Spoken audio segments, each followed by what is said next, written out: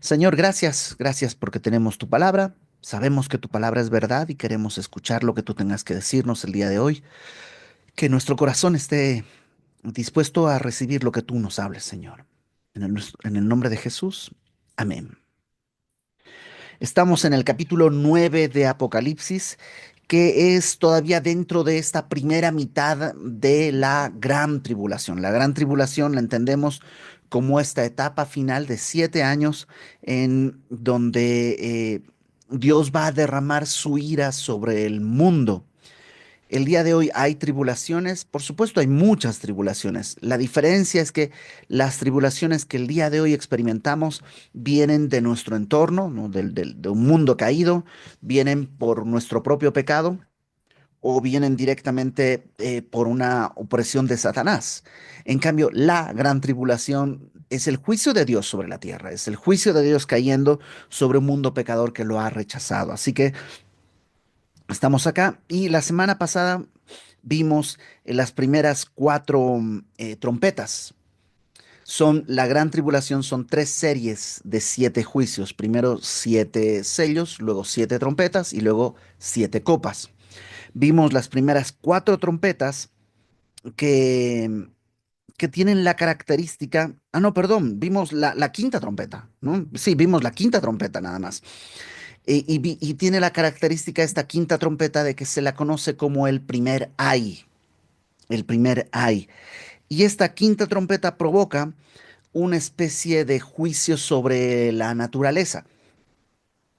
Tenemos em, una especie de langostas saliendo y comiendo. eh, ¿Dije un juicio sobre la naturaleza? Perdón, estoy completamente cruzado.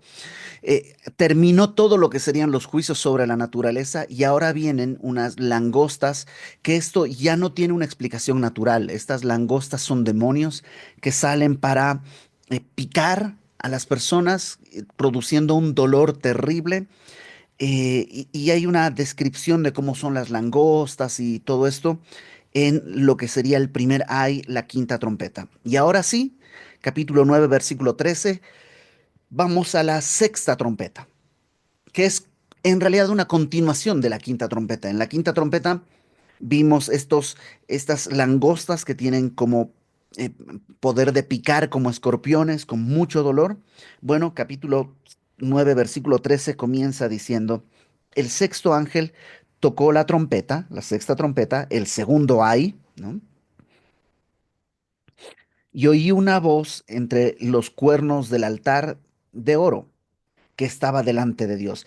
Este altar de oro es probable que sea el altar de oración, del incienso. En el tabernáculo había un altar del sacrificio que estaba fuera del lugar santo y santísimo. Ese altar estaba en el patio, pero dentro del lugar santo había un altar de oro que era así como largo, y ahí se ponía incienso y las oraciones son representadas en el incienso. Y acuérdate que cuando Moisés construye lo del tabernáculo, le dicen, construyelo conforme lo que se te ha mostrado, como si él hubiera visto. Hebreos también nos da esa idea, como que en el cielo hay un tabernáculo, como que el de la tierra era una especie como de maqueta y el del cielo es el verdadero. Bueno, ahí en el cielo hay un altar que tiene 4 cuernos, es como una, piensa en como una mesa alta, de cuadrada, no muy grande, y en cada esquina tiene un cuerno. Los cuernos representan poder en la Biblia, entonces tiene 4 cuernos. Y de ahí, de ese altar, sale una voz que dice, verso 14, diciendo al sexto ángel que tenía la trompeta, desata los 4 ángeles que están atados junto al gran río Éufrates. Ok, estos ángeles estaban el día de hoy, se supone, atados junto al río Éufrates. Si están atados es que no son ángeles buenos. Los ángeles buenos, los que sirven a Dios, pues no tienen por qué estar atados. Estos ángeles deben ser ángeles terribles, ángeles que están prisioneros. Y en esta zona del Éufrates, ¿por qué en esta zona? Bueno, esta es la zona en la que eh, se dio más o menos, el Éufrates. está descrito como uno de los ríos que corrían por el Edén, el jardín de Edén. Entonces, cerca del Éufrates es donde se dio el primer homicidio, ¿no? El de Caín sobre Abel. Eh, Cerca de esta zona es donde se construye Babilonia, en la tierra de Sinar. Entonces, como que esa zona pareciera que de alguna manera, pues sí, está habitada con demonios encarcelados. Nuestros ángeles no serían ángeles buenos, sino como una especie de ángeles caídos. Y están amarrados. Pero en este punto, dice, esta voz desata a los cuatro ángeles que están atados junto al gran río Éufrates. Estos ángeles no escapan, no se produce una fuga en la cárcel donde están amarrados, no, no, no. Dios decide liberarlos. Por eso este es el segundo ay. ¿Te imaginas? Hasta ahora habíamos visto terremotos, cosas que son más o menos normales, terribles, pero normales.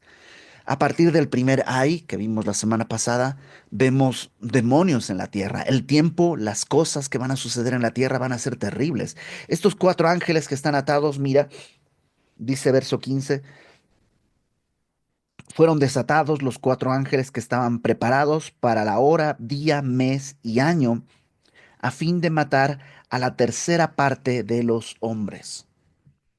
Aquí las cosas ya están mucho más feas. No sé cuántos seremos el día de hoy. Hace unos años que yo recuerdo éramos alrededor de 7.000 millones, uno contando conmigo, 7.000 millones de personas en el mundo. Seguramente somos un poco más.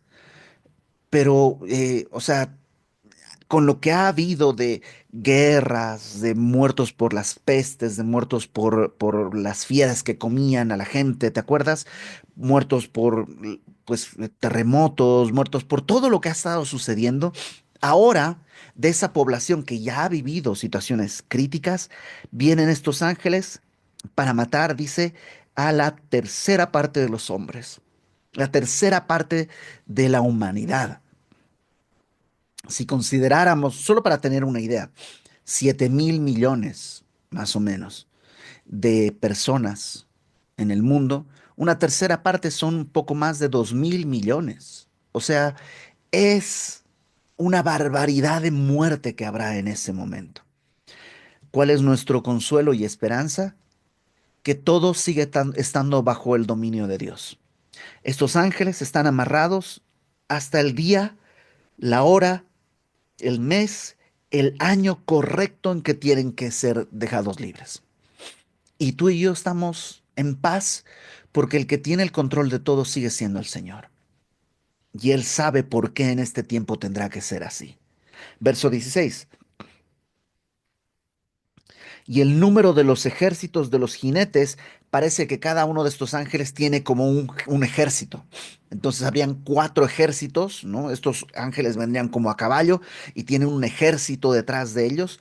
Bueno, el número de los ejércitos eh, era 200 millones. ¿Cómo supiste, Juan, que eran 200 millones?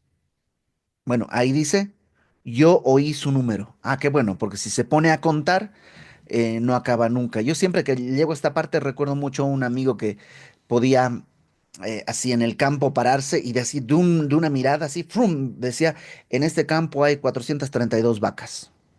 Y como que, ¿cómo haces para contar tan rápido? Le decíamos, decía, es muy fácil, cuento las patas y divido entre cuatro, ¿no? Entonces como que tenía su truco para hacer el cálculo fácil. Bueno, no hizo algo así. Juan escuchó el número, son 200 millones en cada ejército y dice, yo oí su número. Así vi en visión los caballos y a sus jinetes, los cuales tenían corazas de fuego, de zafiro, de azufre. Las cabezas de los caballos eran como cabezas de leones, de su boca salían fuego, humo y azufre. Ok, ¿qué es esto?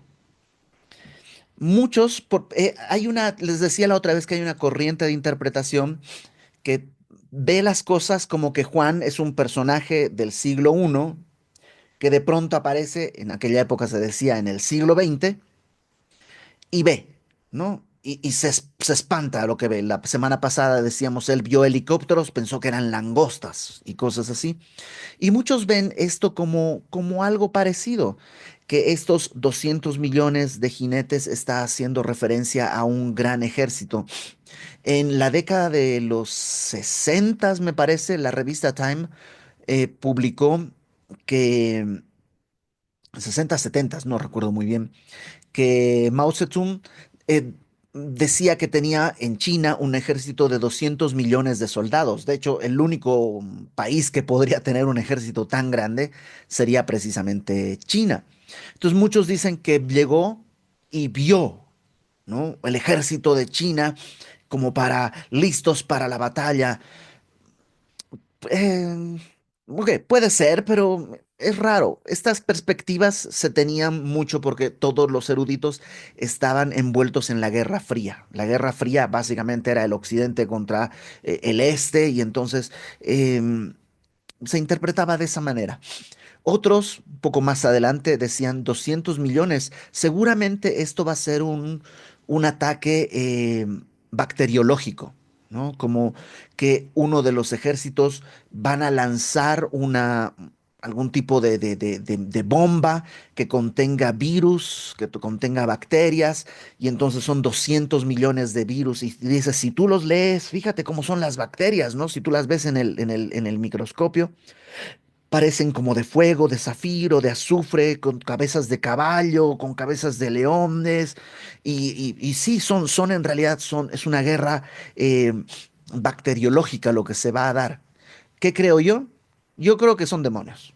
O sea, que son cuatro jinetes, ángeles que están preparados para el día, la hora, la fecha, el año, y que estos tienen un ejército de 200 millones de demonios que van a salir a la tierra. Eh, y Fíjate, verso 18. Por estas tres plagas fue muerta, la plaga dice el fuego, zafiro y azufre, ¿no? Que tenían en sus corazas. Y sus cabezas, las cabezas de los caballos eran como cabezas de leones, de su boca salía fuego, humo y azufre, perdón. Estas son las tres plagas, fuego, humo y azufre. Por estas tres plagas fue muerta la tercera parte de los hombres, por el fuego, el humo y el azufre que salían de su boca. Pues el poder de los caballos estaba en su boca y en sus colas, porque sus colas, semejantes a serpientes, tenían cabezas y con ellas dañaban. Entonces, bueno, yo creo que son demonios y que simplemente están trayendo a la tierra mayor caos. Em, ¿Qué sucederá después de que haya muerto la tercera parte? Probablemente el mismo Señor, que es el Señor de todo, va a reunir a todo este ejército y lo vuelve a encerrar. Porque no es que salen a matar indiscriminadamente hasta que se mueren todos, solo hasta la tercera parte, y aún en eso vemos la misericordia de Dios. Tiene un límite en el juicio, solo la tercera parte, para que después de esto se detenga. Verso 20. Los otros hombres, los que no murieron, los que están viendo que esto está pasando, que no fueron muertos con estas plagas, ni aun así se arrepintieron de las obras de sus manos. Ojo, ojo, están viendo fenómenos que sí son naturales, pero son atípicos, que en un periodo tan corto, en medios de 3 años y medio, ha habido guerras, pandemias, ha habido caídas de meteoritos, ha habido contaminación de los mares, contaminación de los ríos, o sea, algo tienen que darse cuenta, esto no es normal. Y en vez de acudir a Dios, en vez de arrepentirse, que ese se nota que es el propósito de Dios. Dios está buscando el arrepentimiento de la gente, aunque sea a través de este tipo de cosas. Bueno, ni aún así, dice, se arrepintieron, número uno, de las obras de sus manos, de las cosas que hacen, de sus acciones, de sus actividades. Eh, a menudo, ¿no? Nos sorprende vamos a suponer que tiene mucho tiempo que no leo mi Biblia, ¿no? Y entonces hoy me doy cuenta, ay, debería leer mi Biblia, ¿por qué no estoy leyendo mi Biblia? Me subo al coche y ¡pum!, se poncha una llanta. Y ya que llamo al seguro, cambiamos la llanta, lo que sea. Ya, pues avanzo y ¡pum! Se tira el agua del radiador o del el anticongelante. Y ya logro llevar con el mecánico y el mecánico está de vacaciones. Y, o sea, como que van pasando cosas malas, malas, malas, malas, malas. Y me doy cuenta, "Ah, es que no estoy leyendo mi Biblia. Ahora voy a leer mi Biblia porque estas cosas que están pasando deben ser por algo. Entonces empiezo a leer mi Biblia, pero resulta el mecánico me habla y me dice, oye, ya llegué, vi que tengo una llamada perdida. Y resulta que todo se acomoda y entonces dejo de leer mi Biblia. Y no suele suceder, porque no hubo un arrepentimiento, solamente hubo un temor, hubo casi, casi una especie de superstición. Para que no me pase mal, voy a hacer esto que Dios quiere. No hubo arrepentimiento. Probablemente muchas de estas personas, al ver lo que está pasando, efectivamente van a decir, oh, tenemos que buscar a Dios. Sí, sí, sí, sí, sí. Y cuando cesa la mortandad, pero tampoco hay que ser tan religiosos. No se arrepintieron de las obras de sus manos. Número dos, no dejaron de adorar a los demonios y a las imágenes de oro, de plata, de bronce, de piedra y de madera, las cuales no pueden ver, ni oír, ni andar. Quedan en idolatría. Idolatría número uno a demonios. ¿La gente adorará a demonios? Sí. El día de hoy se hace abiertamente. En muchos lugares se adora a demonios. En otros lugares probablemente no se dan cuenta que están adorando a demonios, pero están adorando a demonios. Cualquier cosa que adoremos que no sea el Señor, potencialmente podría ser un demonio. Y si no es un demonio, es una imagen. Dice ahí, es un Dios que no puede ver, ni oír, ni andar. Un Dios con D minúscula, ¿no? Y adoran, dice, imágenes de oro, plata, bronce, piedra, madera, y el día de hoy adoramos también imágenes de plástico, ¿no? Estás pegado al TikTok.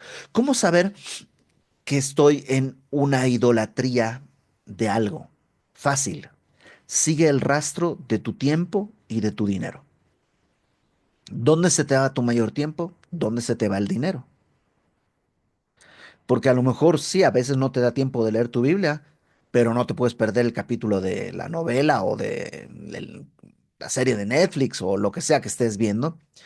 Pues ahí se está creando un ídolo, está gobernando tu vida. Estos ídolos no te pueden guiar, no pueden hablar, no pueden ver, no pueden mirar, pero sorprendentemente son a los que escuchamos y a los que seguimos. Y en todo esto lo que Dios está buscando es que abandonen esos ídolos. No porque Dios se pone celoso en el sentido de, ay, ¿por qué no me adoran a mí? No, el Señor es el Señor, no necesita mi aprobación. Él no tiene complejos de inferioridad, no tiene nada de eso. Yo podría no adorarle y Él sigue siendo entero, pleno, santo, fiel. Pero si yo no adoro a Dios, yo estoy en riesgo. Mi vida es la que está en riesgo. Dios demanda la adoración porque cualquier cosa que yo adore que no sea el Señor se va a enseñorear de mí. Si yo adoro Netflix, Netflix se va a enseñorear de mí y voy a terminar perdiendo mi matrimonio, mi trabajo, mi familia, mi salud mental, mi paz, mi gozo, porque Netflix no es un Dios que pueda bendecirme. Ojo, no estoy diciendo que no veas Netflix o algo así, es un ejemplo. Cualquier cosa que yo considere superior o más importante que el Señor es un ídolo. ¿Y cómo saber si estoy adorando un ídolo? Te dije, sigue el rastro de tu tiempo y de tu dinero. Hay gente que va al doctor Simi, 50 pesos la consulta, pero se pone uñas de 3,400 pesos para verse bien. Ahí se ve dónde está cuál es el rastro del dinero. Hay gente que vienen los cursos intensivos del Instituto Bíblico y dicen, ay, pero ¿por qué están cobrando? No puede ser que eso sea tan caro y tengo que pagar para que me enseñe a alguien. No, no está bien, no sé qué. Pero viene uno de estos motivadores que hablan cosas raras y ahí estás pagando 1,500 pesos para poder estar escuchando eso. Entonces, tú sigue dónde va tu tiempo y dónde va tu dinero. Ese es tu ídolo. Y por favor, no estoy diciendo que todo tu dinero tiene que ir a la iglesia o algo así. No, no, no. Porque parte del encargo del Señor, por ejemplo, es sostener a tu familia, ver por tus hijos, ver por tu esposa, ver por tu esposo, ver por tu familia, etcétera, etcétera. Dios también está gobernando en eso. Entonces, sigue el rastro de tu tiempo y de tu dinero. Vas a ver si tu corazón está en idolatría, adorando algún tipo de ídolo de oro, de plata, de bronce, de piedra, de madera o de plástico. Verso 21. Y no se arrepintieron de sus homicidios. Eh, Homicidio es, por supuesto, matar a alguien. Em, a lo mejor no matamos de manera literal, pero el Señor Jesús dijo que si tú te enojas con tu hermano, eres reo de juicio. O sea, al final de cuentas, lo único que falta es la ejecución, pero en tu corazón ya lo mataste, lo descuartizaste y ya. Y creo que hay demasiados cristianos enojados. Y una de las cosas que Dios está queriendo corregir a través de todo esto es que se arrepientan de sus homicidios. Luego dice sus hechicerías. La palabra hechicería puede hacer referencia a dos cosas. La hechicería tal cual, es decir, la hechicería es tratar de controlar las cosas alrededor, personas, gente, sentimientos, ¿no? Entonces, por eso, para tener dinero, ahí va el hechizo. Pon un bowl con monedas a la entrada y cada que entres tienes que moverle porque estás como saludando el dinero y entonces el dinero va a llamar más dinero. Eso es hechicería. Es tratar de controlar cosas y el día de hoy lo revestimos de maneras muy, sí, muy elegantes, pero sigue siendo hechicería. El querer controlar la gente, las cosas, los sentimientos. Por otro lado, la palabra hechicería en griego es la palabra farmakeia.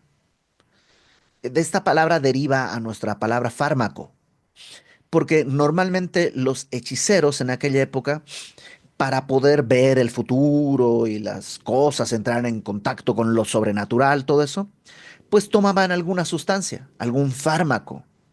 Y pues sí, ya se tomaban ahí una cosa y pues ya veían en el café, en las sombras, mira, no, aquí hay un dragón y aquí hay un perro. Y por supuesto, pues están en una especie de trance, están volando. El día de hoy tenemos sustancias que alteran nuestra conciencia. Hay sustancias que tienen que ver con drogas legales y otras ilegales. Eh, y dice aquí Apocalipsis capítulo 11, 9, versículo 21, que no hubo arrepentimiento de sus hechicerías, ya sea el querer controlar con algún tipo de conjuro, ¿no? Que alguien me quiera o que pase algo, o el estar consumiendo sustancias que alteran mi mente.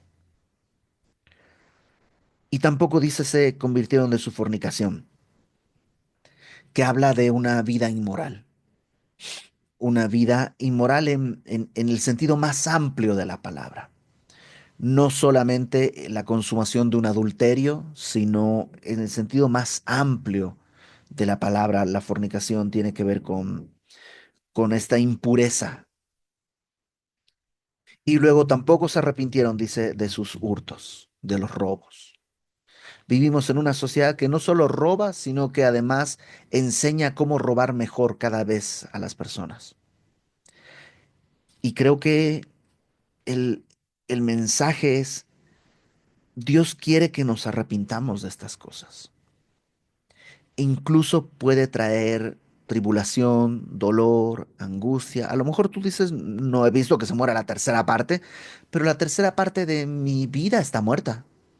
A lo mejor es porque necesitas arrepentirte de tu idolatría, de tu hechicería, no sé, tú dime. Lo único que vemos es que esto es real. Ahora, esto es real también en el sentido de que estamos hablando de gente. ¿Cuántas personas que conozco, que tú conoces, si el rapto fuera el día de hoy y la tribulación comenzara mañana, cuántas personas que conocemos seguirían viviendo esto, esclavos de sus hechicerías, esclavos de sus fornicaciones, de sus hurtos. ¿Cuál es nuestra tarea? El anunciar el Evangelio, para que puedan ser libres, como alguien nos anunció el Evangelio cuando nosotros también éramos esclavos. Entonces, no esperemos a que el mundo esté poblado con demonios flotando por todas partes. El día de hoy podemos doblar nuestra rodilla, nuestro corazón, entender que el Señor es el Señor y que podamos rendirnos ante su presencia. Vamos a orar. Señor, gracias porque lo que vemos es misericordia. Pudiste haber abandonado al mundo y ya, sería justo, pero tú decidiste extender misericordia. Y aún con esta tribulación, lo que tú buscas es que vengamos al arrepentimiento. Si alguno de nosotros, Señor, está necio, no queriendo soltar alguna cosa que tú ya has llamado a soltar, perdónanos, límpianos, danos fe. Así somos, Señor, necios. Danos fe para creerte, para poner por obra, entendiendo que todo esto va a suceder, que es real, Señor. En el nombre de Jesús ponemos en tus manos nuestra vida